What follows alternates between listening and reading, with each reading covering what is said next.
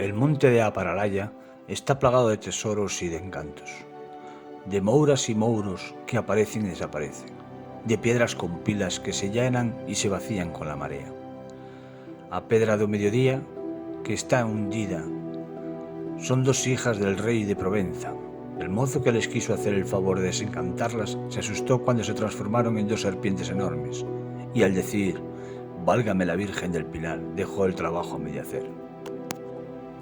No se sabe dónde estaba a cova da Paralaya. Hay testigos que la describen como de amplia entrada, unos 2 metros de altura, 2 escalones de bajada y amplio recibidor abovedado en el que confluían 4 o 5 galerías. Para hacerse rico hay que entrar en ella a las 12 de la noche de San Juan. Saldrá entonces una vieja moura con su manto de oro, diciéndole «Pipar do saco» o «Pimplar del saco». Lo da todo. Esa misma noche, a la misma hora, se peina a la vista una princesa moura que también puede dar tesoros, como también lo da el mouro encantado que vive allí, si se hace lo que manda.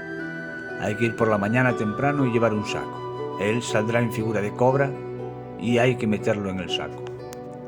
También se cuenta que en el año 1895 llegó un mouro a la puerta de la dueña del Pazo de Orosal y pidió prestado un carro con sus bueyes y 2 criados, pues tenía que ir a la cueva de la moura de Paralaya. Solamente entró el mouro en la cueva, llovió, tronó, y a la media hora salió el mouro con una figura de santo al hombro. La pusieron en el carro y la llevaron hasta la playa de Xunqueira. El mouro se puso encima de la figura del santo y desapareció. Justo un año después, recibió la dueña del Pazo un paquete con un pañuelo de seda roja y unas letras muy agradecidas por todo, imitando la que pusiera el pañuelo donde más le complaciese. La dueña del Pazo, la señora Mona, lo puso por velo en un nogal, pero al día siguiente el árbol desapareció.